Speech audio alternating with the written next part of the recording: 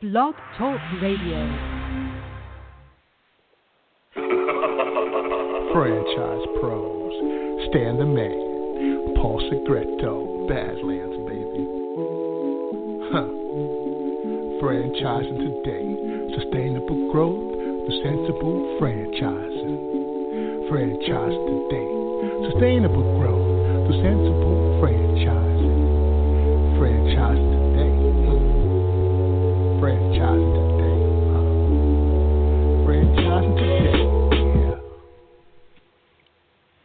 Hello, everyone in the franchise world. My name is Paul Segreto, and this is Franchise Today. Today is Wednesday, May 24th, 2017, and I'm enjoying a beautiful, splendid, sunny day in southeast Texas, and my co-host, Stan Friedman, live from the city of Atlanta. Stan, how are you today? Hey, Paul, doing great. And, as is usually the case, one or the other of us is usually involved in some kind of a weather event. And Atlanta is having its burden and share today, but it's all north of the city. But a lot of tornado watches and warnings are out there today, and it's probably weather that found its way here from, Texas. What do you think? Yeah, definitely was. I came in from New Orleans on Monday, and there was some severe storms. I know they've been working their way across the southeast. And but it's a good thing it wasn't there last week, Stan. You had some things going on in the Atlanta market. I know you were real busy. Give us a little bit of an update of what's going on in the franchise world today. Well, you know what? I don't really have a great deal to talk about today as much as I do those things that are on the horizon and coming up very, very quickly upon us, Paul. We're looking at, 2 weeks out on the International Franchise Expo. Can you believe that we're halfway through the year? And IFE is right on our doorstep. And behind that, even in the dog days of summer, we've got a couple of big events this year in August. The 22nd through the 24th, Marianne O'Connell presents her Franchise Capital Exchange in Chicago, which, I've talked about it, but I really haven't dug into sharing much about what that is all about. For any franchise concept that's going to be founding its growth with private equity, founders, CEOs, and CFOs should all take a look at the Franchise Capital Exchange. And, if you're going to be looking to raise a minimum of $2 million as an ask, this is a conference that you can learn a lot from just by attending and seeing how others that are already in prep for capital raises are going about doing it. So the website is franchisecapitalexchange.com. It's in Chicago, August 22nd through the 24th, and I would recommend anyone take a look at that to learn more. I also wanted to call out the Faegre Baker Daniels Franchise Summit coming up also in August. So it's going to be a busy month of August when we take a little bit of time off in the dog days of July, but get prepped up for these big events. Faegre Baker Daniels is August 30th and 31st, and this will be their 5th annual event in Minneapolis. Shelley Sun, CEO of Brightstar and chairwoman of the IFA, will be making her appearance there as well. And that's a ritual that happens every year with Brian's summit. He always has the chairperson of the IFA attending the program, so a big bonus for those who attend. And then, Paul, before you know it, it's going to be September, and it's going to be time for Lane and Brad's 5th annual Springboard event taking place at the Westin in Philly this year.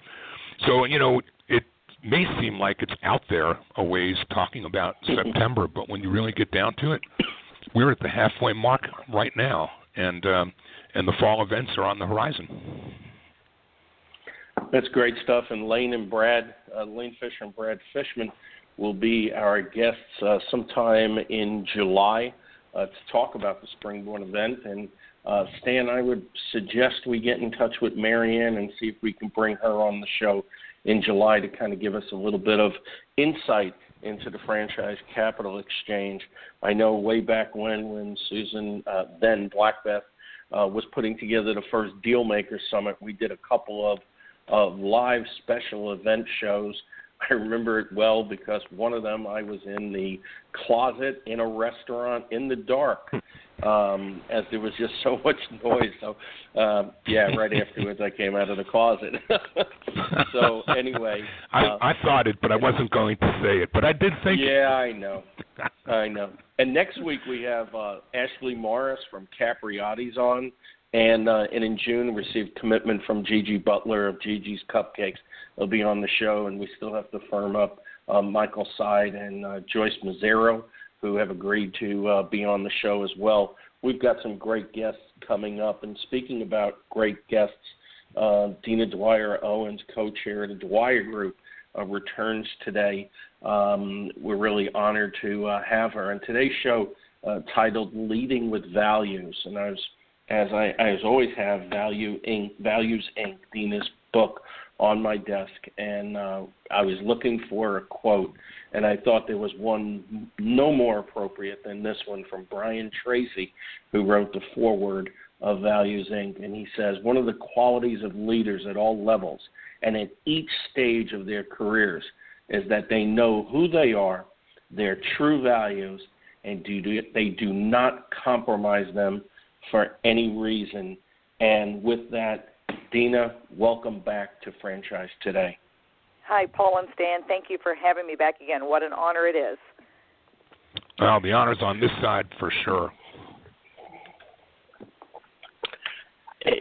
I couldn't agree more. There's been so many great things going on with the Dwyer Group. I know we can easily talk 2 or 3 hours, but we have an hour today. So I just want to really jump in. And, as we were preparing for the show, I listened back to some of the previous shows with the Dwyer Group individuals that have been on the show. And, of course, you've been on a couple of times, Dina, and I guess I was remiss in not going way back to Dina at a much younger age, maybe not so experienced at that point, and how you actually got started in the business.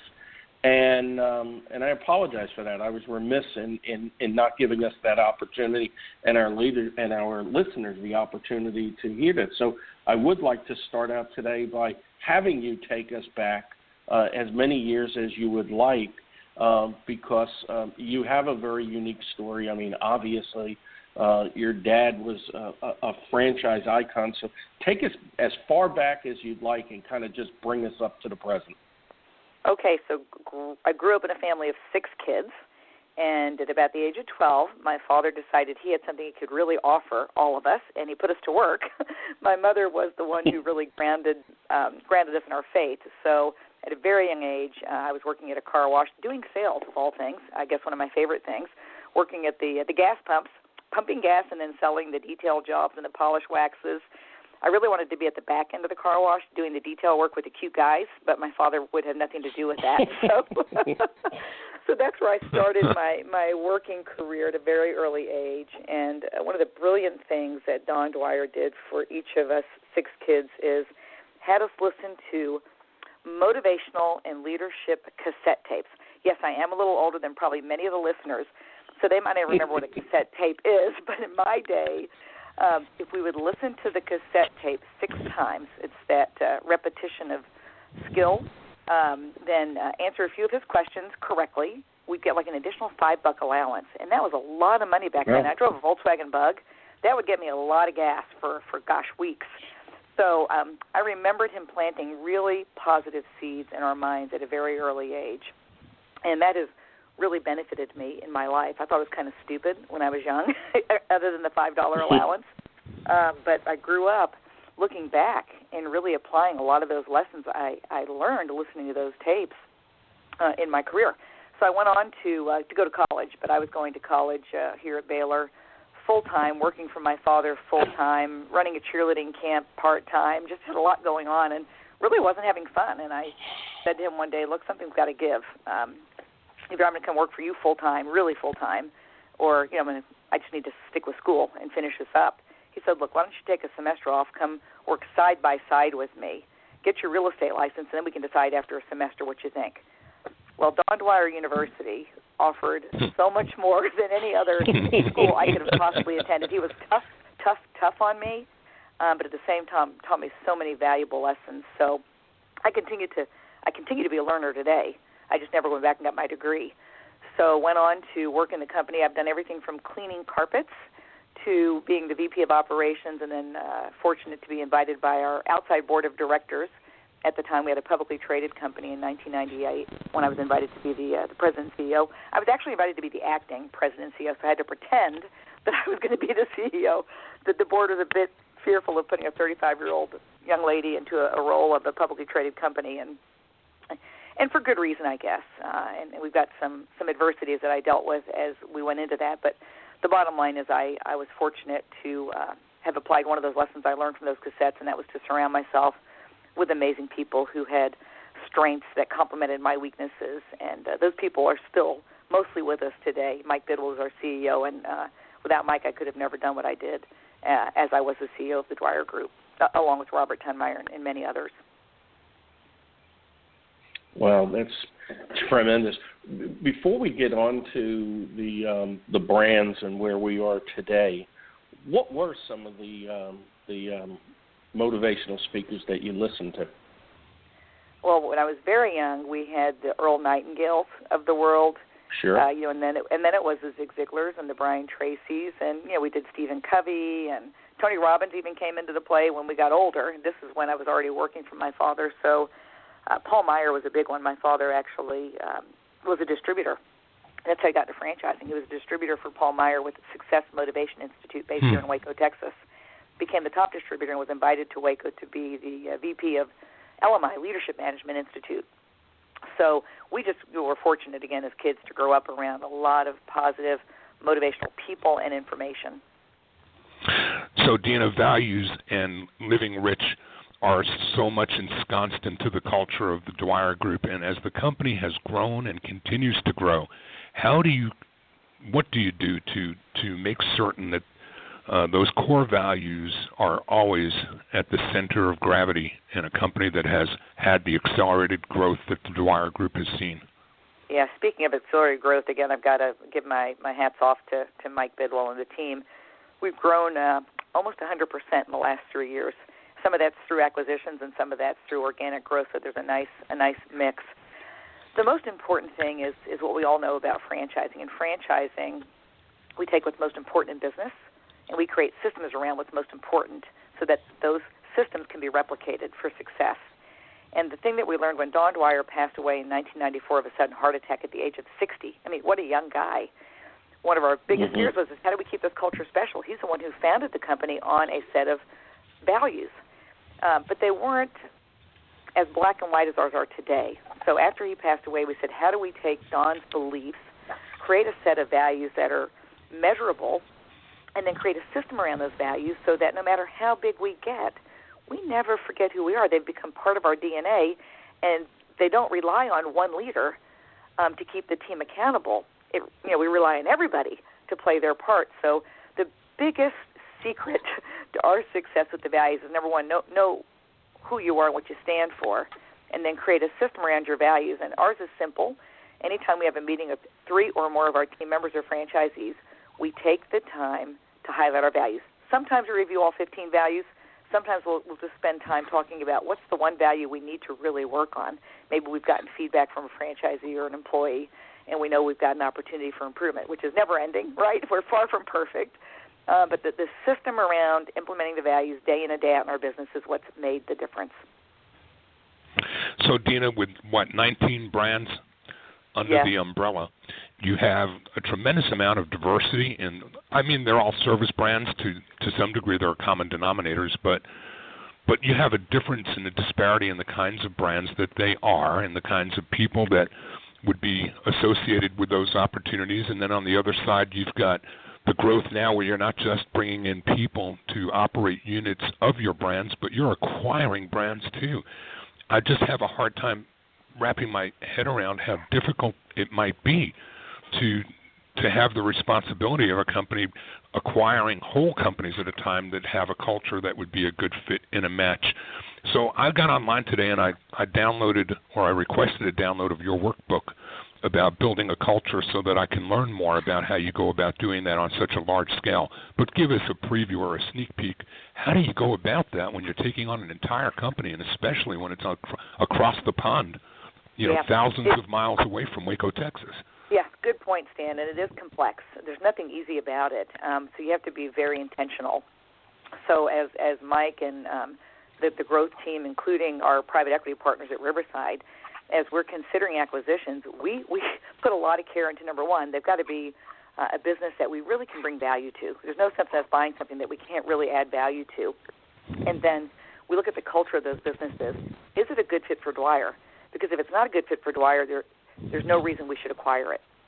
So even though, yes, their cultures are going to be different, especially across the pond, as you said, there are a lot of similarities. So when I think about Bright and Beautiful and Countrywide, the two most current acquisitions in the UK, in fact, in Manchester, where they said that horrific bombing, I was just there last week, and I had the opportunity to meet the founders of Countrywide and the leadership team of Countrywide and the leadership team of Bright and Beautiful. I actually took them through a Code of Values presentation that I do for all new franchisees and all new employees, as well as my favorite class that I teach is called Design Your Life. So it's really helping people get clarity about what they really want out of their lives, and how is the franchise or the career with Dwyer going to be the vehicle to help them get there. And you know what?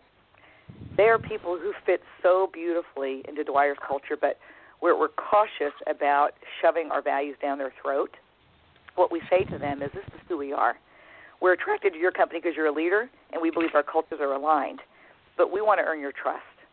You know, we can't expect you to start leading with our values, if you want to call it that, if you guys haven't had an experience with us that we're living the values. So give us some time to prove that we really do mean this when we say we live rich, and then we'd invite you to come along with us. So that's the process we're in right now. And what's so interesting is people are hungry for this type of clarity of values, from the millennials up to people who've been in business for a long time. And the Create Your Culture workbook is a tool for people who just need to take it to the next level. And we can talk about that in as much detail as you'd like, but there's some 6 steps in that take people through what are your values. There's like 106 potential values that have been identified. And my friend Robert Cooper, who's an expert on emotional intelligence, actually allowed me to borrow his worksheet on these 106 potential values people might have or organizations might have. So that's the starting point is, what really matters to you? And then you take it to the next step, which is really getting clarity about, so what are the behaviors that you expect? If you say respect is one of your values, what specifically do you mean by respect? And in our case, it's things like responding in a timely fashion. In our businesses, we have got to respond timely. So we've taken the idea of values to the next level by making sure that there are specific standards that you can measure yourself to that give clarity to each one of those core areas of respect, integrity, customer focus, and having fun.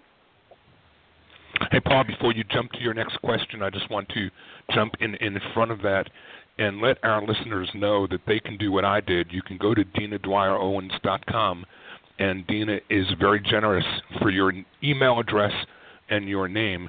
She will send you the Create Your Culture workbook at absolutely no cost at all. That's great. Thank you, Dina. My dreams. Appreciate if I can help more people, have the same great benefits that we've gotten from living with values, and that makes me very happy. We talk about the Dwyer Group. We know it's got tremendous value. It's achieved so much. We look at the number of brands, the breadth, the expanse of all the brands is hard to even imagine. So many brands under one umbrella. And yet, as I look through values and I hear you speaking about values, I hear this common denominator coming down to the singular person, to you, meaning you, the individual, you, who you're speaking with, you, the individual that might be at this brand, you, how you adapt to the culture. And in the book, there's a lot about personal accountability. There's a lot about respect. There's a lot about communications.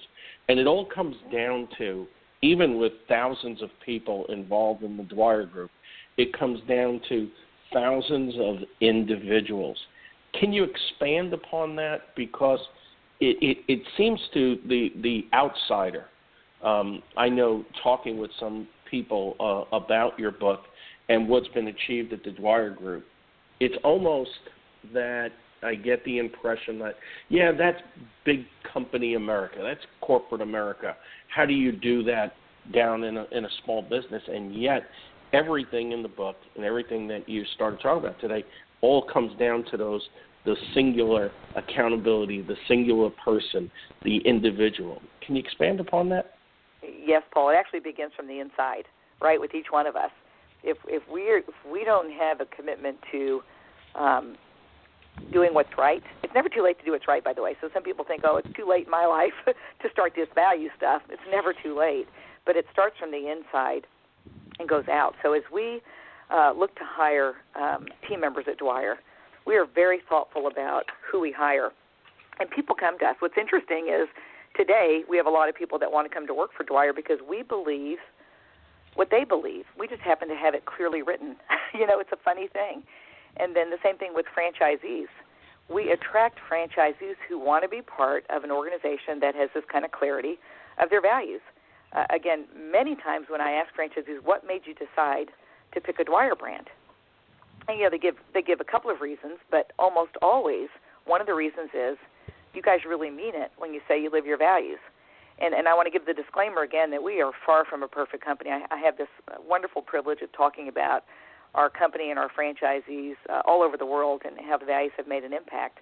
But that doesn't mean we're perfect. Every day we learn and we make mistakes. I'm certainly far from perfect. But it's taking responsibility, as you said, Paul. When we own it, we'll own it, it's a beautiful thing. And I love it. This might sound funny, but I love it when a franchisee calls me with a complaint. And the first thing that they say to me is, Dina, I've got a problem. And I want to look to the value of looking to the system for correction and proposing all possible solutions when something's not working as we discuss my problem. So they cite a value to me when they're calling me with a frustration that they have with our company. And that's when you know it's working. It's interesting. There are people that look at it and they say, having the perfect culture, about as perfect as can be, to some extent seems Pollyanna, seems very goody-goody. How could that possibly occur in the fast pace of business? And, of course, we know otherwise because we've seen a lot of it as close as we could without actually being inside the Dwyer Group. But yet you mention you mention in your book a person that you wouldn't think on the outside looking in would be listed in your book, and I'm referring to the former Enron CEO, Jeffrey Skilling. And, of course, we know about the issues with Enron. Explain a little bit about how Jeffrey Skilling and the book Values kind of morphs together. Yeah, when you write a book, you've got to address the message you want to get across, right, in a positive way, but you also need to address the negatives. People want to see both sides of what the point of the book is. And so I had to clearly identify that there are plenty of companies that have been out there who have touted that they're ethical and they're values-based. And sometimes they are. But when they want to make a little extra money, in the case of Jeffrey Skilling and Enron, they would skirt around the values and say, oh, well, those don't apply in this particular discussion that we're having. You know what that reminds me of? The values are working too. When I'm sitting around the board table and I'm presenting an acquisition idea to Mike Bidwell, our CEO, and Mike says, that would be a great company to own, but I think we have a conflict of interest, and here's why I think we have a conflict of interest. And I don't necessarily agree completely with his point of view on the conflict of interest, so we talked through a little more, and at the end of the meeting, he says, my gut just tells me this just doesn't line up well enough with our values that it's a company we should acquire. That's when you know it's working again. So it's not about the greed, this would be a great company to buy. It's another opportunity to make more money, and we can send referrals to our franchisees, and it's just all this great cross-marketing.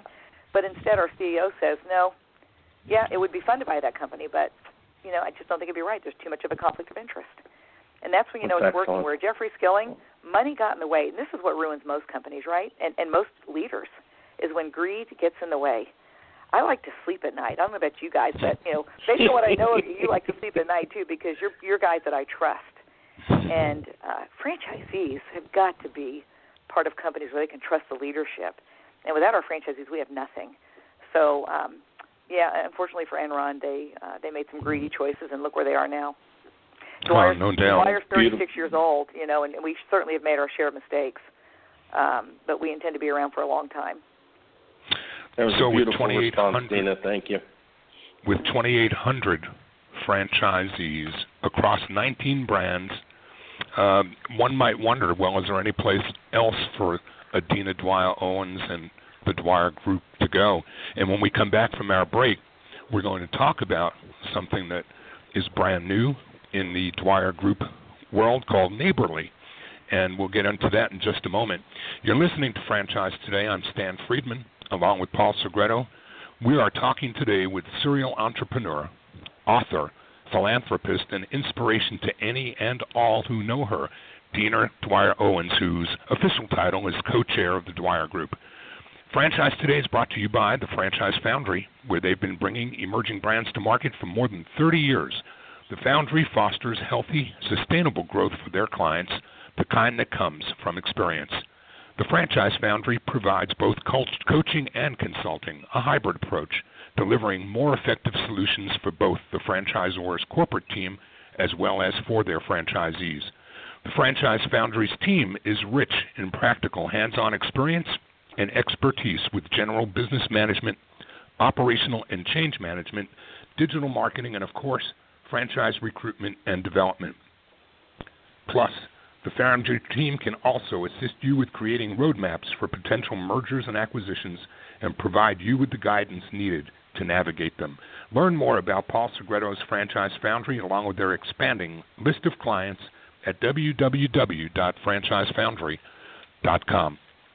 Franchise Today also brought to you by FRM Solutions, offering best-in-class CRM and document management software designed specifically for franchising. FRM empowers real-time business intelligence, communication, and collaboration between all members of the franchisor's team and prospective as well as existing franchisees. This enables you to simply and seamlessly track, access, and manage all messages and communication to and from prospective and existing franchisees, including text messages. Legal and compliance is simplified too with FRM's document management, and even site visits can be digitally facilitated and scored with FRM. Make today the day you give FRM a look and assure that all of your candidate and franchisee correspondence, including texts, are being permanently tracked and stored in candidate and franchisee records. No long-term contracts, multiple upgrades each year, no excuses, just solutions at frmsolutions.com. So, Dina, I am really interested in learning more about Neighborly because, I've kind of put my trust in things like an Angie's List or a HomeAdvisors.com, and I've been disappointed before. But given where this is coming from and all the 30 minutes that we talked about values, I have a feeling that Neighborly is going to bring something to market that it's never seen before. Can you tell us a little bit about what's going on with that? Yeah, it's super exciting. So when you think about Dwyer having a collection of franchise brands, it was actually the vision of our founder to have this collection of franchise brands serving the same customer base, so making it a one-stop shop for the consumer. Now, it's taken a while to get to the scale, but without attracting strong franchisees that we believe are aligned with our values, and again, having a great team of people supporting those franchisees, this wouldn't have been possible. So we just launched Neighborly, which is a comprehensive home services platform that leverages all of Dwyer's brands and about 2,600 of our franchisees, because this is more North America now, it's not in Europe yet. So the idea of Neighborly is that a consumer can basically go online, Stan, you or Paul, put in your zip code, look at the variety of services we have to offer, select the service you're looking for. Maybe you've got an appliance that needs to be repaired. You plug it in. Before you know it, you have our Mr. Appliance franchisee in your neighborhood reaching back out to you to schedule the service. Or if you wanted to, you could have actually scheduled the service yourself right online if you're doing this at midnight or something. So it's this, it's really just a game changer in the home services space. There's no other company like Neighborly that can provide under one umbrella a set of service providers that have been vetted directly by the franchise organization. So Angie's List has done a good job, but she can't touch what we have to offer at Dwyer. So we've got this human element. We've trained almost every one of these franchisees. We know these franchisees, other than some of the newly acquired companies. We've grown up with these franchisees. What's interesting about it is that as you go to the site, getneighborly.com, it takes a little bit of time before you actually find the Dwyer brands listed on here. Of course, down at the bottom, it has the copyright, Dwyer Group Franchising. But it takes a little while. And what I've noticed, too, even in your monthly publication that goes out from the Dwyer Group about, home services more towards the consumer, one has to dig a little bit in order to find the Dwyer brands. Can you explain how that came about? Sure. We're not trying to brand Dwyer Group to the end-user consumer. We never have. We've tried to brand specifically the Mr. Rooters and the Grounds guys and the specific brands. But with Neighborly, it's a community of home service experts. So what we want the consumer to know is Neighborly.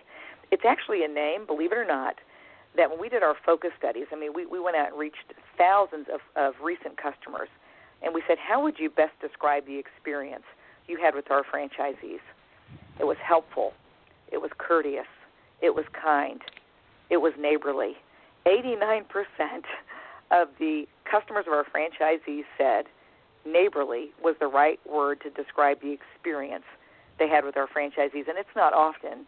Our marketing VP tells us, she's done lots of work for lots of big companies, and if you get 60% of the customers to agree that this is a good name to describe your company, you're doing well. If you get 70%, you should be jumping for joy. 89% is unheard of. So this is not about branding Dwyer Group. In the franchising community, we branded Dwyer Group, right? We've worked hard to build a reputation in franchising, but when it comes to the end-user customer, that's not our goal. Our goal is to brand Neighborly, a community of home service experts. So anytime you need any service for your home, we want you to think about Neighborly. Yeah, Neighborly, I'm on the site. I've been very impressed by the site itself. I love the fact that, people join in. And just the wording, I think, just goes hand in hand with values and the different things that you speak about in the book. You talk about, community. You talk about professionalism. You talk about just different traits that, good people have. And I could imagine, somebody coming across this site would definitely want to jump in. It's so easy too, Paul. Did you find it easy? I don't know if you can join for free. It's just a very simple thing. Yeah, I love the fact that it's very, very simple, and it makes you feel like you're part of something. It does. It's so much fun, and the neat thing too is consumers can actually see real-time ratings, and those ratings are actually your neighbors vetting, our local franchisee. So it's all real-time, and it's vetted by your neighbors, not somebody who's off in New York who's telling you what their experience was in New York when they're sitting in Waco, Texas. It's the people that are sitting in Waco, Texas are the ones that are telling you the experience they had with your local franchisee. And these are licensed, professional, trained people. A couple of other beautiful things about getneighborly.com, the site itself, is if you use any of our franchise brands to do your home services through that site or even outside of that site, we actually keep your service history. I don't know about you guys, but I am bad at handling I hate paper. And so I don't like keeping those files. Well, you know what? Today I can go to my account on getneighborly.com, and it costs nothing to join, and I can see all of my service history, even from brands way back into 2003 that have been keeping up with my service history. The other thing they do that makes it so easy for people like me and probably you guys who are very busy is reminders. So for the different seasons of the year, there are things that need to be done, like changing your air conditioning filters. So you can actually click on all those reminders that you want, little friendly reminders that will come to you via email or text, whatever your preference is, and just say, hey, Paul, just a reminder, it's time to replace that air conditioning filter. So it gets on the list. It's a friendly reminder, and then it goes away. So we're not going to bug you about all these things that we'd like for you to be doing around your home. We're going to just remind you about those things you asked us to remind you about. And then there's a blog that's just chock full of great content, everything from home decorating ideas to, if you want to try to do it yourself, fix some of the stuff yourself, we also have those tips and tools as well.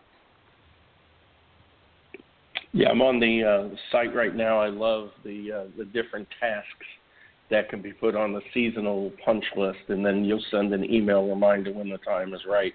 Very, very interactive. I love the site. It's very simple, and I would definitely recommend anybody that has a home get to getneighborly.com and sign in for free for just a great community of home experts. Excellent. So much fun. And again, I think if it weren't for our focus on keeping values as a foundation for our success, I don't think we'd be here today. And again, we're 36 years old, so it's taken us time to get here, but you've got to have enough scale to offer something like this for all of North America. So, Dina, I think it's time that we change hats, and we've taken a deep dive into you as a person and the richness of the corporate culture and across the brands and Neighborly. Let's talk now a little bit about the franchise side of the business and how, with such diversity in the brands, while they're all service brands, they are still very diverse in nature. And some of them are more mature and some of them are emerging.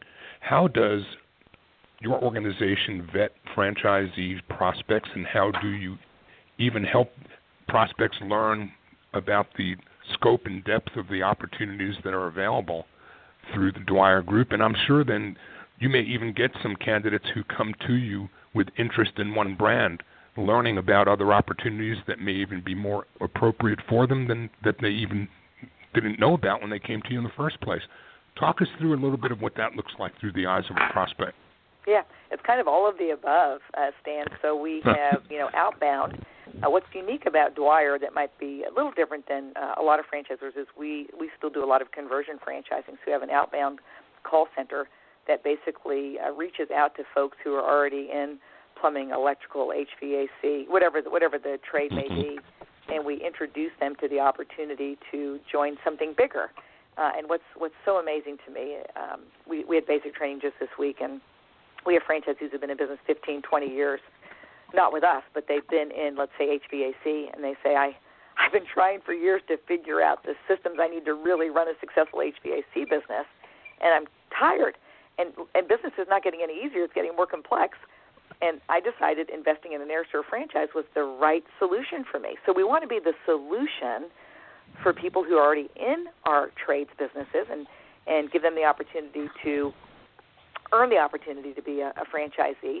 We also have a lot of inbound, so we do probably like a lot of other folks do, from working with brokers to, which we don't do as much. We're going to do more of that likely because a lot of the companies that we're acquiring have had more experience with brokers. Then we also have just the internet lead sources. We have trade shows, trade associations that we belong to, and we get leads through that route. And we do have a lot of people that are just reaching out to us, savvy, sophisticated business people saying, you guys have something special here. These are businesses that are recession-resistant, primarily. I'm interested. So we've got people who are interested in buying more than one of the brands. Are we seeing multiple unit opportunities growing, or are we still talking with single opportunities? How small or point of entry-wise, what's too small? I mean, can an individual still look at acquiring a single brand as a single unit operator in the Dwyer Group? Yes. Yeah, we've got some great brands that are really suited for that. When you think about a Grounds Guys or a Window Genie, if somebody's just ambitious, and many times it's a husband and wife team, they want to own their own business and they're in a community, let's just call it the size of Waco, what a perfect opportunity for them to own and operate their own their own business, then we've got, and those businesses can become very large too, depending on the size territory that somebody might be investing in. But then we've got folks who are running very large operations, and multi-unit I think it's a real big opportunity for Dwyer. We have a lot of existing franchisees who own more than one of a particular brand. We don't have as many who own multiple concepts, so we thought that was going to be a big win for us when my father started getting a collection of franchise companies. But over the years, we've discovered that very few people are really capable of owning multiple concepts. So where they might own a Rainbow International and a Mr. Rooter and a Grounds Guys, all together. Very few are great at that, but we have many more that are good at multi-units. And I think we've got an opportunity for folks out there, even in the restaurant industry. When you think of so many multi-unit operators in restaurants, there's only so many restaurants they can own in a certain community. So it might be a natural fit for them to think about, gosh, I'm constantly taking care of my lawns. Maybe I should own a Grounds Guys lawn care franchise and serve my own restaurants. Or maybe I should own a Mr. Appliance and take care of my own appliances at the same time, serve other customers in the community. So I think there's a real win for potential multi-unit operators who are already in the restaurant industry. Do you do any kind of surveying or profiling of your candidates for franchises to determine a little bit more about them before you actually meet? Oh, we do a really in-depth qualification process. Yeah, before we even invite folks to come to Waco, we pre-qualify them almost always. It'd be a very unique situation that we wouldn't have done that. And then we invite them for what most people call a discovery day. We call it orientation, so they come spend a day and a half with us in Waco, and then we make a decision on, are they right for our organization? And they make a decision, are we right for them? Do we really have the solution they're looking for? And many times we are right, and we're building Dwyer. Our goal is to have 400 new unit sales this year, and I think Robert and his team are going to do a great job pulling that through.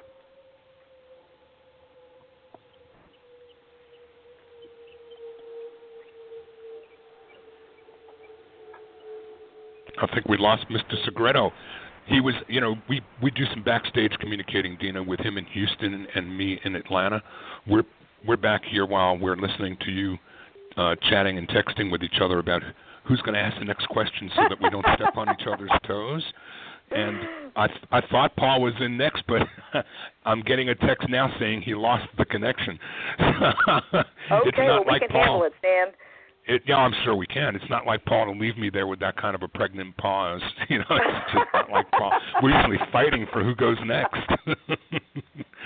So tell us about the process, Dina. Again, I'm interested through the eyes of the candidate when they get into an initial inquiry and they get into your system. They will obviously hear from somebody who's going to do a little bit of pre-qualification. But when you're talking about the depth of what the vetting process looks like before they ever get to get an invitation to come in, walk us through a little bit of that. How does that look through the eyes of a candidate, and over what period of time does that all take place? Yeah, it can be as little as 60 days may be a good average, but it can be as long as a year, as you know, Stan. Some people are very busy, or there's a lot of fear and taking their time to make the decision. So it's a lot of phone calls. So there's a series of steps that we go through, really trying to understand who this candidate is. We certainly do our research on their credit history and their background, and we also invite them to talk to franchisees. We think it's critical that they get on the phone or even go visit franchisees to make sure that this is something they really want to do. And so it's kind of the process franchising is used for a very long time. Let's just make sure we're good for one another, and then at the end of the day make the right decision, because it's like getting into a marriage, as you know, Stan. It's a long-term relationship, and you want to make sure you get it right. So the recording phase... a lot easier. Yeah, a lot easier to get into those relationships than getting out of them. Say that again, Stan? I'm saying it's a lot easier to get into those relationships sometimes than it might be to unravel them. So it's all that much more important to make sure you've gotten it right on the front. What about across the brands? Do your brand presidents and development teams work on multiple brands, or are there dedicated teams for each one? Yeah, for franchise development, there are dedicated teams, and actually for franchise operations, there are dedicated teams under each one of the brand umbrellas. As you know, we have brand presidents for each one of the entities. Like, Molly Maid, you might have met Meg Roberts before, and of each course. brand has a brand president. The neat thing, though, is we have this amazing synergy. The brand presidents all work together. So it's like being at a mini IFA convention all the time because you have access to all these great minds. And if somebody's got an idea, Mary Thompson, who actually coaches now, she heads up all the franchise operations side. She'll, let that president run with it, and let's test it big and let's test it small and fast. And if that test works out great, then let's bring it to the other brands. She recently just launched with the help of a bunch of her VP of operations from each of the brands, something called FC University. Now, we've had Franchise Consulting University for a couple of years, but what they did a week ago would blow anybody away as it relates to how we work with our franchise consultants and really bringing value to the franchisees. So that was a 2.5-day event last week. So although everybody works in their particular niche under the particular brand umbrella, we do a lot of synergizing across the brands. I could see that. I mean, in my mind's eye, and I don't know if I'm barking up the right or wrong tree or not, but as we all know that many candidates that look at franchises and work with brokers wind up looking at brands that they'd never even heard of. Everyone may come to a broker saying, I want to own a restaurant, or I want to do something with a particular type of business or brand, and they usually wind up being introduced to 2 or 3 concepts, the names of which they've never heard before. And I wonder if it doesn't happen with a company the size of the Dwyer Group when you have so many concepts under your umbrella, that one of your prospects comes forth with an interest in a particular brand that he or she may not be as well suited for as perhaps another brand under the umbrella. And do they each communicate internally and trade information that way, so that maybe somebody's not right for one brand would be perfectly suited for another? It happens often. And the thing about our franchise development team is they're all under one roof, all led by Robert Tunmeyer heads up the whole franchise development team, and then we've got these amazing VPs and team leads who work closely with one another. They're all trained, so there's a weekly training session where all the franchise development team members are in the same room, getting the same training, having the opportunity to communicate the types of things that you were just talking about. So that's great. Yeah, it often happens that a franchise developer is working with a candidate and says, I know that you called about this particular brand, but it really feels like this brand would be better for you, for what you're looking for. And they'll swap leads. Welcome back, Mr. Segreto. Nice to have you. Hi, Paul. Yeah. Hi, and it wasn't That's like usually me that has the technical problems, Paul. I'm looking in the sky for lightning and clouds. I mean, it's just a clear blue sky, so I don't know what it was. Definitely. We have to thank technology. But I did get back on in time to hear what you were talking about with FC University. Certainly, and another time I would love to learn more about some of the things that Mary's doing with her team over there. But you recently, the Dwyer Group recently made an even bigger investment long-term towards training, and that is breaking ground on a new training center. Tell us a little bit about that. Wow, it's massive. It's this 3-story building that's being built quite quickly, I would say. So that's just an opportunity for us to do more training amongst our employees as well as our franchisees. And I think we've already outgrown it, which is this. It's a good problem to have, but it's kind of frustrating for poor Mike. We're just growing at such a pace that that building will fill up quite quick, and we might have a few vacancies around the campus once a few of the shared services move over there. But Mike's going to have to be working on now Plan B for what's the next building going to look like. Wow, that's a great commitment, long-term commitment. For the franchisees. And I wanted to just say something about, excuse me for interrupting, Stan. Oh, no, that was Paul. Oh, Paul, sorry. Sorry, Paul. Early on when you guys were kicking the show off, you talked about the Franchise Capital Exchange conference that Mary Ann, I think, is leading up. And so just if I could briefly mention the benefit we've received from having a private equity partner. You may not know the history, but we were publicly traded in 2003. We went private by joining with the Riverside Company late 2003, and then they helped grow our business over a 7-year period of time. Exited in 2010. We teamed up with another great private equity group called TZP out of New York, And within 3 short years after that, Riverside came knocking back on our door and said, we'd love the opportunity to buy Dwyer back. 3 reasons. One is we just raised $1.5 billion fund, and we really are having a hard time finding quality companies to put that money to work. And we love Dwyer. We love Dwyer's values and culture. We love the growth potential, and we love working with the leadership team at Dwyer. Would you give us a chance to buy you back at a premium? Let us think about that for a second. Yes.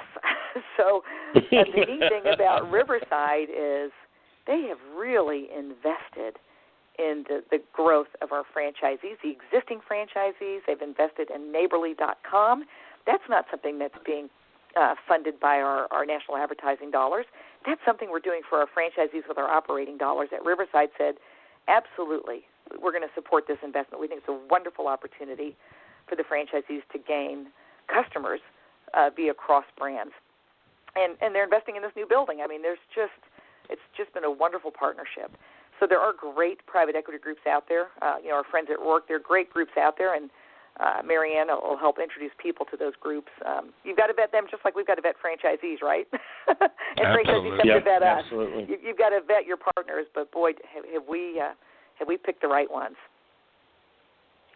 Great stuff. Thanks for sharing it, Dina. Tell us how someone can learn more about the various opportunities under Neighborly and the Dwyer Group. If they're looking at a franchise opportunity, how should they find out some more information? We'd be delighted if somebody was considering a franchise opportunity. They could just come find us at dwyergroup.com. And, there's no obligation. We're happy to just get on the phone and chat with somebody who's just wanting to learn more. So that's just a starting point. And if somebody is looking for home services, we all have needs. In fact, I've probably had every one of our brands that are local in Waco through my house the past 12 months, many of them multiple times. So please go to getneighborly.com, and it's so simple. Again, just put in your zip code and pick the service that you're needing, and hopefully we'll have a franchisee in your neighborhood. And if not, really we great. need to sell another franchise then. Hey, there you go. Yeah, there you go.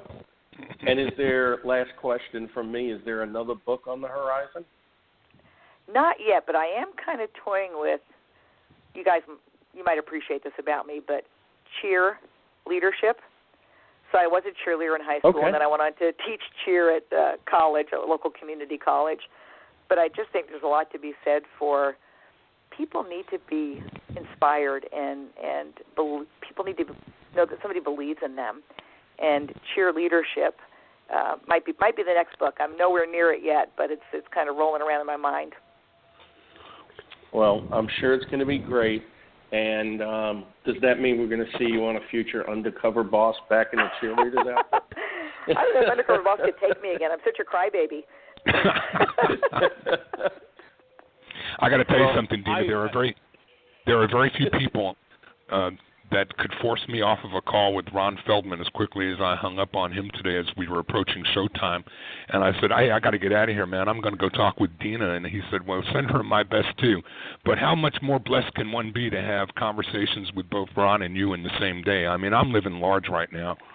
Well, and I feel the same. We are blessed in the franchising community to have great guys like you and Paul and so many great people that are friends. It's just this amazing network of people who care about helping each other succeed.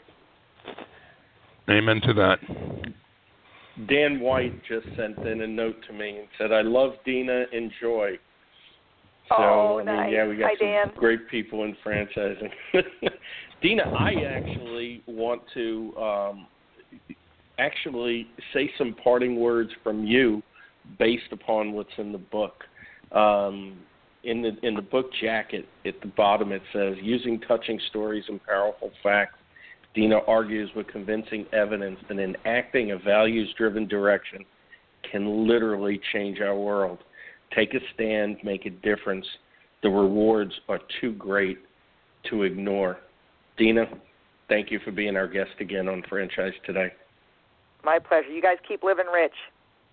Thanks, Dina. Thank you so much. We will. See you soon. Definitely richer today. Thank you, guys. Stan, thank you. Another great show. Probably could have went on for several more hours, although I probably would have got bounced off again. I mean, Paul, that's so there. unusual. So unusual for you to be the one with the technical glitch. That's usually on my end here in Atlanta.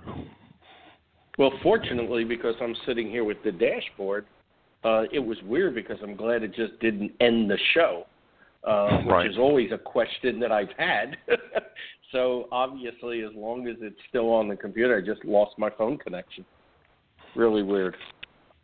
Well, really like I weird. said to Dina while you were gone, far be it a day where Paul leaves me hanging there with a pregnant pause. You know, we're usually fighting with each other to get the next word in, and there it was just dead air, no Paul. I said, something's happened. Hey, Paul, one takeaway out of today's conversation for me with Dina was close to the end of the interview when she talked about Riverside coming back, and she talked about the culture of, you know, we talked a lot during the interview about the culture of franchisees coming into her system, and also about the cultural interface with brands that they're acquiring.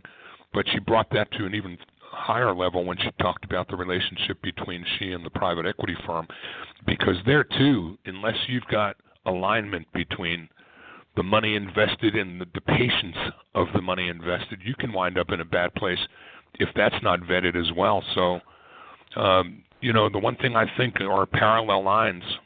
They walk the talk in everything that they do, and they live for the culture, which to me is always the secret sauce of any successful franchise brand, no matter what it is they sell, no matter what it is that makes them worthy of the franchise business model as the way forth for growth. If you don't have it going in your culture as well, you're just only halfway there. I agree. A big takeaway for me was early on when we were talking about values, and she said, it's never too late. And, you know, so many times we look back and say, oh, I wish, you know, I knew that 20 years ago. I wish I knew that 30 years ago. Well, you know what? Today is as good a day as any to start. And she's the real deal, and the Dwyer Group is the real deal. And I look forward to having, you know, Mark and Mary Kay on in a future segment of Franchise Today, and certainly Mike Bidwell as well. Just a tremendous organization, tremendous family, right here in Waco, Texas, 100 miles away from me. Well, I look forward to all of the above as well, Paul, and it was another fun interview, and always love being around Dina.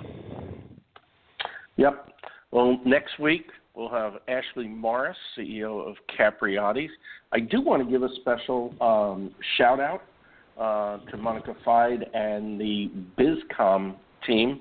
BizCom was very, very gracious in working with us again, and had Gary Findlay on, and now Dina Dwyer-Owens. We really appreciate all that they do for us. So there's my shout-out to BizCom. Hey, Paul, talking about shout-outs, I want to send one out as well today to our good friend Candice Couture, and congratulate Planet Fitness on having a franchisee come back for a second bite. Talk about a large second bite, having a PA, Pennsylvania franchisee, come back to acquire 12 more gyms across multiple states. What better reference in the world could there possibly be to the success of a brand than having a multi-unit operator coming back for a dozen more? So hats off to you, Candice. Keep doing what you're doing as well. Yep. Well, until next week, my name is Paul Segreto, wishing you the best, the very best, in this great, great thing we call franchising. And Franchise Today is out. Franchise pros, Stan the Man, Paul Segreto, Badlands, baby. Franchising today, sustainable growth, the sensible franchising.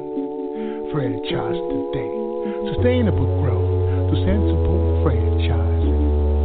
Franchise today, franchising today, franchising today.